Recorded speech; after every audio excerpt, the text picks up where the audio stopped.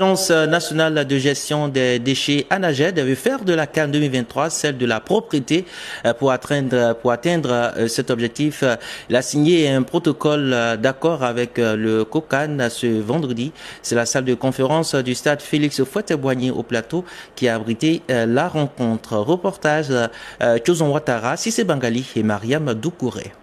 Selon le comité d'organisation de la Coupe d'Afrique des Nations, la Côte d'Ivoire va accueillir environ 2 millions de visiteurs à l'occasion de cette fête du football africain. La structure chargée de la gestion des déchets veut jouer sa part, qui est de maintenir l'hygiène durant le séjour des hôtes de la Côte d'Ivoire. La signature de cette convention avec le COCAN permet à l'ANAGED de s'engager à sensibiliser les populations aux éco-gestes dans les périmètres des stades et à l'assainissement des infrastructures sportives et non sportives. De façon concrète, on va intensifier les interventions de l'ANAGED, aussi bien sur les villes hautes de la CAN, donc Abidjan et les 4 autres villes d'intérieur. Surtout, l'ANAGED va mettre en œuvre un concept qui est le tri au niveau des déchets du stade.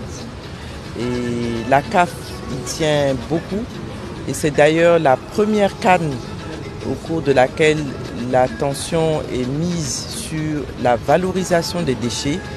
Et je tiens ici à souligner que tous les déchets qui seront collectés au niveau des stades seront tous recyclés. Le président du COCAN, François Amicha, a invité les Ivoiriens à participer à l'entretien de l'environnement. Il a également réitéré sa gratitude à la directrice générale de l'ANAGED. Tous les amoureux de la Côte d'Ivoire qui viendront pour découvrir cette Côte d'Ivoire en pleine croissance, en plein développement.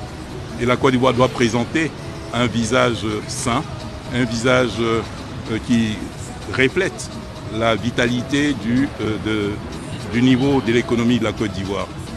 C'est ainsi que l'ANAGED, par son directeur général, a pris contact avec le COCAN afin de voir ce qu'il convient de faire, afin que l'ANAGED mette son expertise, sa compétence au service du comité d'organisation pour rendre les infrastructures sportives, non sportives, propres, mais surtout toutes nos villes.